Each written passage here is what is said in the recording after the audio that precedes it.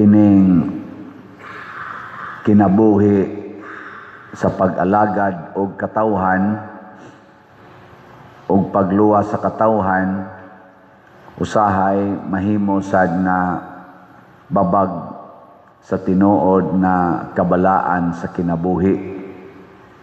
Ang mga Pariseo, ang mga Hudiyo kanunay naas templo ilang tun-an pag-ayo o gituman kutob silang mahimo ang balaod ni Moises ug balaod sa ilang katilingbang mga Hudiyo. Kay nagtuo sila nga ang pagtuman sa balaod makaluwas gyud. Lingyay mong tupad na sige kag tuman sa balaod. Na niato sa nang gituhuan nga kung supako na to ang balaod, doon daotang mahitabo. Matud pa sa Amerika o sa Israel, misupak ang Iran sa international law mo nang ilang giatake. Ang Iran sad, niingon sad, ang Israel o ang Amerika, mao say nagsupak sa balaod. Pulo sila nagamit og balaod. Ang ICC nigamit og balaod para i-detain ang atong former President Rodrigo Duterte. Ang mga supporters pod ni President Rodrigo Duterte gasige sa ingon ang ICC nagsupak sa balaod. Gani naaroy usa ka inila nga Japanese researcher o advocate aning human rights na sakop siya sa United Nations Council sa Human Rights. Nisulti siya dito sa meeting sa United Nations na kining pagdakop o pagdetain ni President Rodrigo Duterte nakasupak sa international law na bisan gani sa gitawag nila Rome Statutes nga mo'y gamit sa ICC.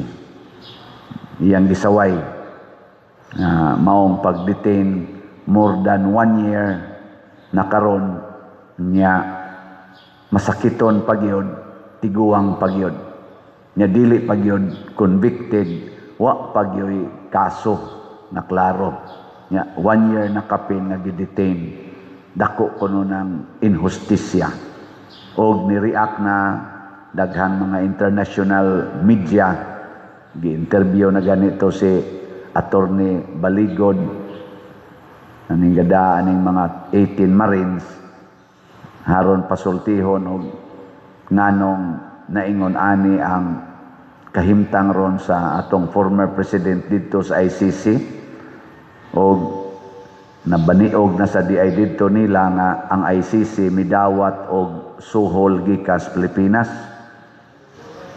Nya ila na sanggi kuan anastaring na sad si Trillanes kay gisulti sad ni Attorney Baligod nga kani Mangos Trillanes usa ni sa amo diring former senator ni angkon siya nga siya maoy ni suporta sa gihimong investigasyon sa ICC nga illegal nga investigasyon kay di naman may membro niya ang ICC sad gi-accuse pod sa mga 18 Marines nga midawat sad og kwarta gikas Pilipinas mga $2 million US dollars. Mao ni ang mga accusation pero pulo sila nagamit og balaod. Si Jesus ningon sad mianhi ko dili pagsalikway sa balaod ni Moises kung dili sa paghatag niini og hingpit na kahulugan og pagtuman. Nakaron kinsa may atong angayng sondon ang paagi ni Jesus sa pagtuman sa balaod o ang paagi sa mga Hudiyo. Kinsay mo ingon ako pader mosunod gyud ko ni Jesus taas kamot. Tas ang di mo isa gasunod mo sa yawa. Congratulations. Ug sa may paagi ni Hesus sa pagtuman sa balaod. Unsa man? Kinahanglan ang imong kaugalingon dili nimo huna-hunaon nga makabenepisyo sa imong pagtuman sa balaod. Dili ang atong personal nga kaayuhan ang atong lantawon inigtuman atos balaod. Ang mga Hudiyo, gisulti man sana ni Hesus, mga tigpakaron ingnon, nagtuman sila sa balaod aron sila makabenepisyo. Una, aron sila daygon. Ikaduha, aron sila tagaan og gahom. Katulo, aron makakwarta pod sila. Murag mao man sa gigamit karon sa atong mga politicians. Aron sila, sige sila patuman sa balaod, pero ang ilang pagpatuman sa balaod, aron sila makabenepisyo, maprotektahan. Ikaduha, musikat kay sila gyud mao kunuhay expert kay sa balaod, mo nang ilag yung memorization og maayo ang balaod, og ikatulo aron makakwarta. Pero si Hesus lahi. Ang iyang pagtuman sa balaod para sa kaayuhan sa isig katao, bahala ng iyang kaugalingon og madisgrasya. Kinsa man roy nagbuhat aning puparihag style ni Hesus, ang mga Marcos group, Duterte's group, o Pinklawans group. Secret. Kinsa kaha nato din heron nga mga nagplano-planong mudaga na sad pagka opisyali sa gobyerno karong 2028 nga mogamit yung balaod para sa kaayuhan sa Pilipinas, bahala nagsila mo'y ma-disgrasya. Marcos Group, Duterte's Group, o Pinklawans Group.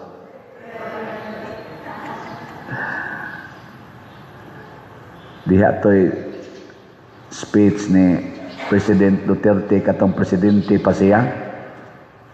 Ingnan kay nitubag siya ba sa accusation nga kinikunong iyang war on drugs hatag kuno og kadaot sa atong nasod nya iya lagi ning gibuhat para sa iyang personal agenda.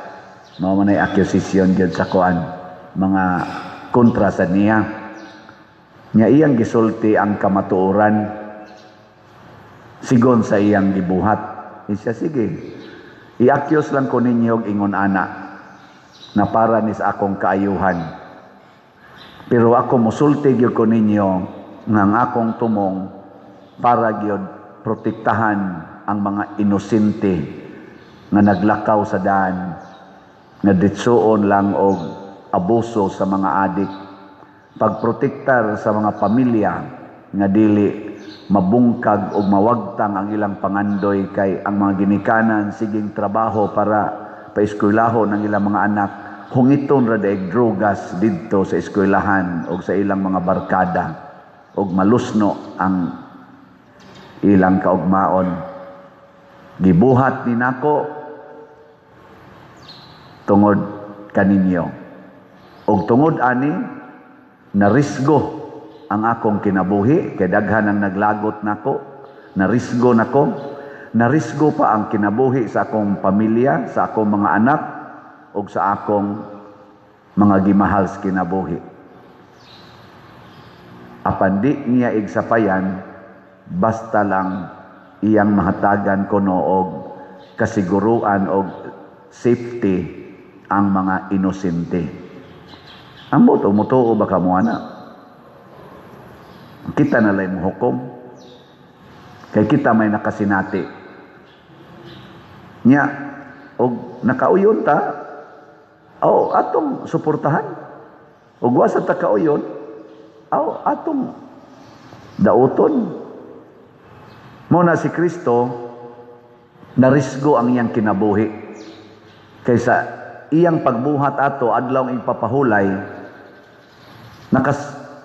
nasayod na siya nga nakasupak gid siya sa gustos mga Hudiyo, sa mga authorities, pero wa niya gibali nga siya dumtan, siya dauton o kaha siya patyon, gani gipatay gid siya. Basta lang mahatag niya ang kaayuhan niining tao nga nagmasakiton sulod na sa 38 ka tuig. 38 ka tuig nagmasakiton. Mao na nga pagpusgay sad ni President Duterte, former President Duterte sa mga NPA guerrilla. Ningon sa to siya, 50 years na nga nag-antos ang Pilipinas ninyo, mga NPA. Yan mo na yung gisulti. Sige mong ingon nga naamoy nabuhat, unsa may nabuhat ninyo sa Pilipinas, sud aning 50 katuig ninyong pagsigig operate din sa Pilipinas. Unsa may inyong nahatag na kaayuhan sa Pilipinas. So, wa man gimoy nahatag, karon magbangi ta. Mo na to nga na us-us gyud maayo ang operasyon sa ato sa mga kaning sa ditawagan nila mga NPA operasyon. Mga igsoon, dili sayon ang pagtuman sa balaod. Kung mutuman kita sa balaod sa Dios non nga paagi, magkalisod kita kitang mutuman. Pananglitan ingon ang Ginoo, ihatag ang tanan mong katigayunan ngadto sa mga kabos. Kay maunay makaayo nimo. Saman, tuman mo ana dili. Hoy, tubag. Tanawa, di ba? Wa mo'y klaro. Pero makaayo gid na. Mo nay makaayo gyud.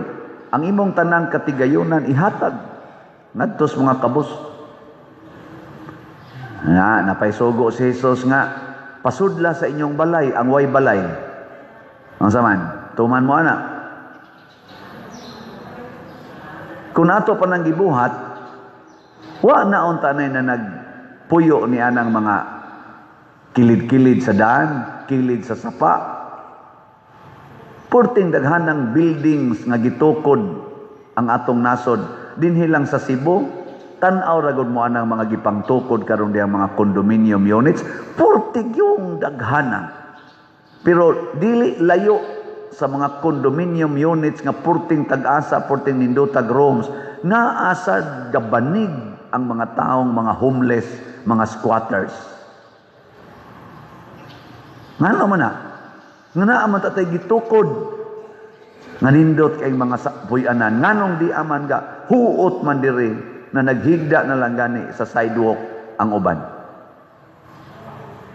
Kay ang balaod gituman pinasikad sa kadtong style nga ako'y makabenepisyo, ako'y mahimong gamhanan ug ako'y makakwarta. Ipatuman ko ning balaura. Maana dili sa kaayuhan sa katilingban. Kita dinhi kaning atong slat-slat balaod sa slat, inyong tan-aw, nakatabang ni sa katilingban o nakaayo ni sa pare? Nakaayo biya sa pare. Kakaon sa doy ang pare. Wag yun magutmi. Wag yun magutmi, no? Ug mao man sa nay kamatuoran. Munindot ang katilingban, makakaon sa gag-apil.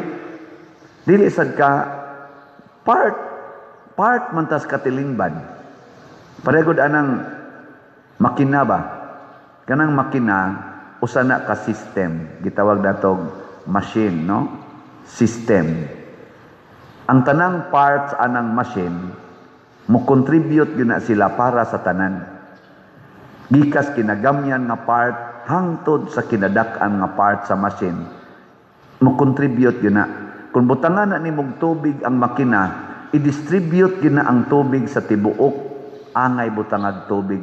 Kung butangan na ni mong oil ang makina, ang kanang oil, iya ginang i-distribute sa angay tagaan og oil. Dili magdinao katong tangkis oil. Tagaan na ni mo siyag fuel, katong gasolina o krudo, i-distribute kinas makina ngadto sa tibuok makina. Kung doon na gani usa ka part diha nga di na mo cooperate, unsay mahitabo sa makina? Di na kalihok ang sakyanan mohunong, di na ka move forward. Mausad na ang katilingban nga gusto ni Kristo. Ningon siya, ang usa ka kalibutan akong lawas, mystical body of Christ. Matod pa ni San Pablo, nga daghag mga bahin, ug ang tanang bahin niini nagtinabangay. Ug mao kana ang hulagway sa unang pagbasa. Kining pagtinabangay, mao ni ang mahimong suba or baha sa grasya. Ang atong pagtinabangay dinhi sa atong parokya, mutakod ni ngadto sa lain.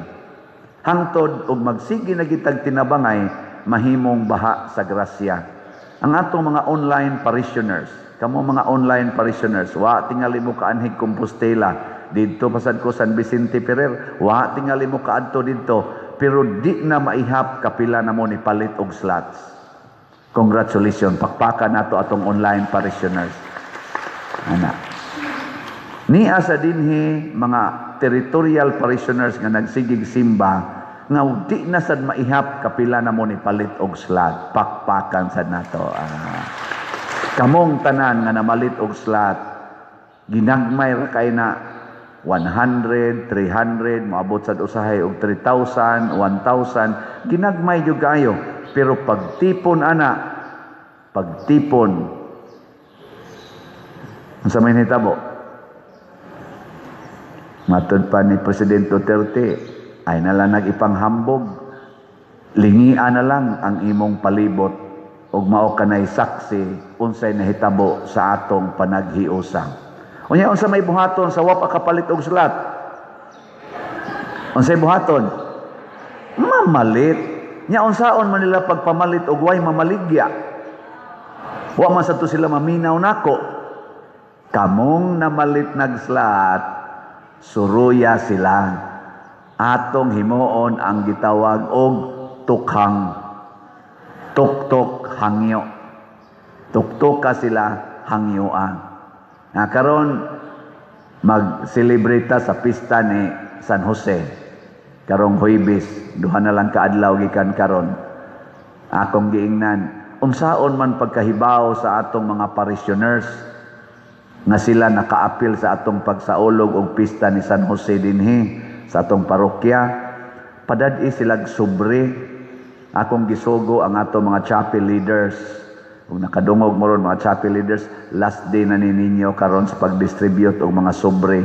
Naku, tagaig mga sobre, nya suruya ang mga balay ing na halad mo sa pista ni San Jose. Nya ugma pohon ang mga chapel leaders nga nakapangulikta sa ilang halad, i-offer na dinhi. Aron ang ilang paghatag og piso ngadto sa 1 million moabot dinhi og makaapil sila sa grasya sad nga ipabaha sa Ginoo pinaagi ni San Jose. Ana, lingay mong tupad ingna manukhang ta. Ingna ba ina manukhang ta? Oh, kamo niya dinhi. Tanawa inyong atubangan. Ang inyong atubangan ba na isobrewa? Na. Yang sa may buhaton ninyo ana. Panguha mo diha. Nya suruya tong inyong silingan. Ingna mga piltag offer karong Huwebes, alas 6 sa gabi magmisa ta dinhi, haymas, ighuman anang misa natay mubo nga prosesyon mga almost 1 hour. Nya ighuman ana natay program gamay. Mga on-kaon ta dito, kutob lang sa madaw nya. Mas maisan magdadasa mo inyong pagkaon para atong itampo dito kay mo preparar ta dire. Akong gipangutana mga San Jose nga mga kuan dinhi ko pradia ning ingon man hinuon nga kami pa dir huwat lang gimig na tunol oy. Nako tan-aw sa nako galisod sa glakaw ang uban nako ana ni. Di na gini kapangita pero basin sa magdada na lang sa taba. Ana itampo ug magsobra. Praise the Lord. Og makuwangan, kita mo isadan. Nga naman, wa man tanagda. Oh. Ana na siya. Og anha diha malipay, kay ang kinabuhi ni San Jose, kasakit og kalipay. Pirming gauna ang kasakit, musunod dayon ang kalipay. Muna, magantos ta, para sa uban, lipayon ta, inig kahuman ni ana.